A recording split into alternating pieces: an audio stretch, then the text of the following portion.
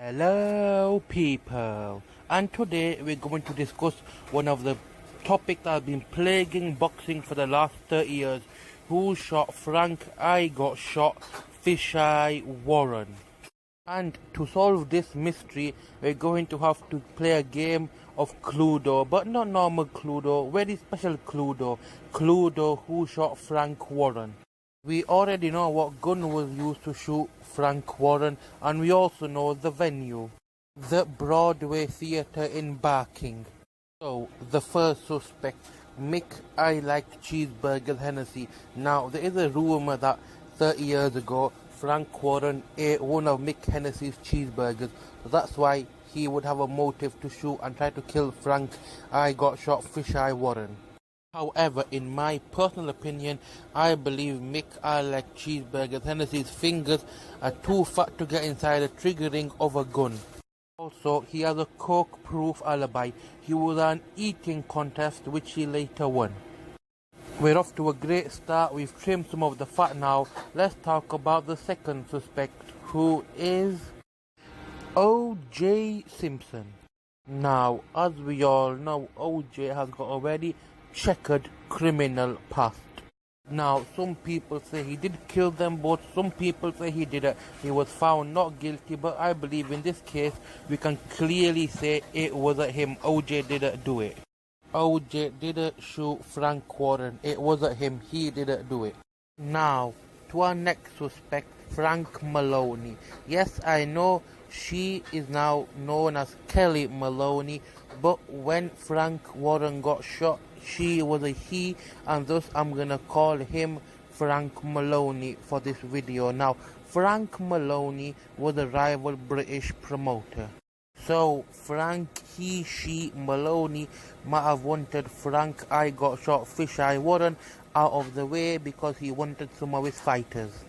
I mean, I can just imagine Frank she Maloney shooting Frank I Got Shot Fisheye Warren while wearing a Union Jack skirt.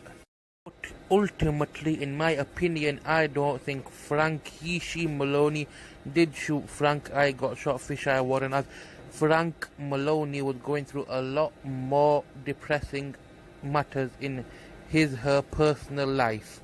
Like, she believed that she was the wrong gender and wanted to become a female. So, in my opinion, Frank she Maloney is no longer a suspect and is off the list. So, moving on to the next suspect of who shot Frank Warren. It's the mighty, the legendary, the Don King. As we know, both men were partners in boxing, but their partnership soured and Don King won a legal case, netting him a whopping £7.2 million. Don King might have wanted Frank I Got Shot Fisheye Warren out of the picture earlier, so might have tried to shoot him, but of course it failed. And Don King does have links to organized crime, and there are rumors that he kicked a man to death, he stomped on him. So it's not beyond Don King's nature to have tried to shoot Frank I Got Shot Fisheye Warren. However, I believe Don King didn't try to shoot Frank Warren, as he was too famous and this event could have been hushed under the carpet like his previous one was. Right then, on to our next suspect, Barry the Slave Master Hearn.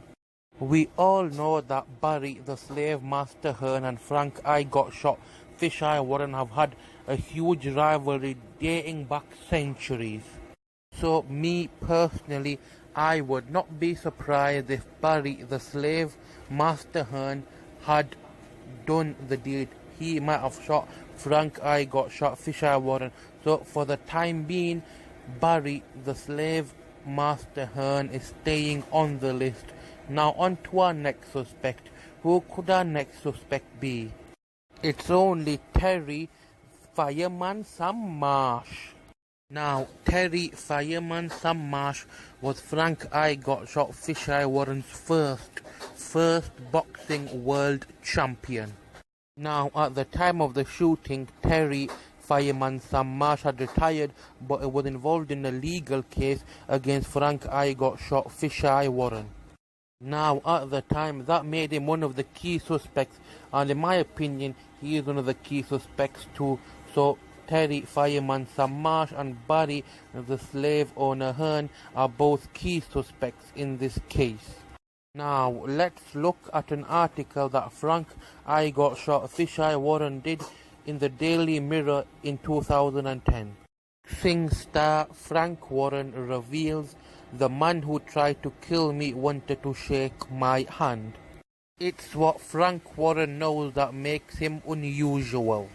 Sure, he stands out for other reasons too, like being Britain's best boxing promoter, like being about to celebrate 50 years in the sport, like rowing with Mike Tyson. But there's something else. It is not just that he knows who tried to kill him. Any old victim of attempted murder knows that. Warren is different because the man who shot him outside of Broadway Theatre in Barking 21 years ago is still out there. The gunman fled the scene. No one was ever convicted of the crime. The man is still walking free, still unpunished, still unforgiven. Warren has said for many years he is 100% sure of the identity of the man who tried to end his life. Right now, I'm 100% sure it was Mick Hennessy because he does not have the ability to flee the scene. He has connections, he has made inquiries, the man filters in and out of his consciousness. He even bumped into me a few years ago. I was walking through a crowd of people when someone thrust their hand out to me to shake, Warren says. You know, sometimes when people go to shake hands with you and you look up at their face, I looked up and it was him. I swore at him and walked past. So there he was, the bloke who tried to kill him, trying to shake his hand, letting him know he was still around, rubbing it in that he had gotten away with it. Got away with it. The phrase irks Warren. He smiles icily and he sits in his office in Hereford. In some ways, he got away with it. But now he has no respect. He has nothing. I think he did himself a lot of damage. He has not in any way got any accolades for anything he has achieved. Nobody cares. People say that the man who shot me may be a danger to other people, but I think he is more a danger to himself. The way he acted on the night of the shooting, it was pathetic. He was a few feet away from me. If he had been any nearer, I would have got hold of him. And still, he couldn't do the job properly. My business partner back then was a guy called John Brotus, who had a double first from Oxford. He was not a physical guy, and even John had the guy on the floor before he got away. The guy that shot me was incompetent. That's what he has been his whole life. He has been incompetent. He has always tried to challenge the system in his warped way, and it has always gone tits up for him. It's pathetic. Warren does not like talking about the shooting. The .22 bullet from the Luger pistol missed his heart by an inch, and he had to have part of his lung removed, but he says it has not affected him physically. He still plays tennis.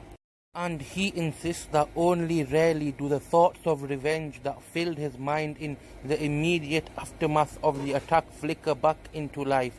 Sometimes I feel like it didn't even happen, says Warren, 58. It was such a long time ago. If I think about it, those feelings are still there, but I don't want to think about it. It's negativity, and negativity is a bad thing. I am a very positive person, and I think the best of people, the best of situations. At the time, revenge was the first thing on my mind, but I had to jump back and think it's not about me, it's also about my family and trying to keep things going. Had I gone for revenge, which would have been very easy to do, then it would have been all over for me. I had young kids at the time and I wanted them to have a different life to the one I had. I was more concerned with that. Warren showed the control then that he so admires in his fighter's ability to engage in a ferocious struggle with an opponent and seize the moment the bell rings. Warren did the same. Whatever primitive urges he may have had, whatever thoughts of revenge, he chose society's rules and stuck with them. So he survived and he prospered. On Saturday, he will preside over a bumper show called The Magnificent Seven at Birmingham's LG Arena, featuring many of the country's rising stars such as Frankie Gavin and James DeGale. A couple of months from now, on December 10, Warren will celebrate 30 years in the sport. He will be feted for his achievements, and somewhere away from the crowds and the lights, the man who tried to kill him will watch from the shadows of his life. The first thing I want you to know from this article is the date, 15th of September 2010. Remember that, please remember that. Right, if you look at this page, Warren has said for many years he is 100% sure of the identity of the man who tried to end his life. Rumors say that he used to call this man and used to play certain music down the phone to indicate that he knows it was him who shot him. On this page it says he has connections, he has made inquiries. Ooh, Frank Warren has connections, I see. The same connections who leaked to the media that Dylan Al-Fatih and August White failed a UCAT test which was meant to be private and stay private. It also says that Frank swore at the man who shot him and walked past. Ooh, Frank is so hard. I know which I'd rather be. I'd rather be swore at than be shot, Frank. So you came off the worst in that little encounter. I would rather have been sworn at than shot. But you're hard, Frank. He has not in any way got any accolade for anything he has achieved. Nobody cares. So that rules out Barry, the slave master Hearn, because he owns a company that's even bigger and more profitable than yours, Frank. He has always tried to challenge the system in his warped way, and it has always gone tits up for him. It's pathetic. Now that bit is very important, because later I will prove evidence of an individual who has tried to challenge the system. It also says that he still plays tennis. Now that could be the cause of his dent on his forehead. A tennis ball might have hit him, caving in his skull, making that crater on his head. It was negativity, and negativity is a bad thing. No, Frank, you're never negative. You're just salty. You're just so salty, Frank. Now, in the general election which was held on May the 6th, 2010, the people of South Basildon and East Thurrock could vote for an individual called none of the above. It sounds as though this individual is trying to challenge the system in his own way, which is something Frank Warren said earlier. He has always tried to challenge the system in his warped ways. Now, something else Frank Fisheye Warren has said is he has not in any way got any accolades for anything he has achieved. Nobody cares. There is a British former world champion who retired undefeated, and yet nobody mentions his name when it comes to the greatest champions ever. Also, most British people don't even know who he is or who he was or what he achieved. So that is what Frank Fisheye Warren probably meant when he said he'd like the accolades for what he has achieved. Now, after playing this very long game of Cluedo and showing you all facts and evidence, in my humble opinion, I believe it was Terry, Fireman Sam Marsh, who shot Frank. I got shot, Fisheye Warren. Now, this is my opinion. You might hold a different opinion. Please leave that in the comment section down below. And please remember to like, comment, share and subscribe. Peace out.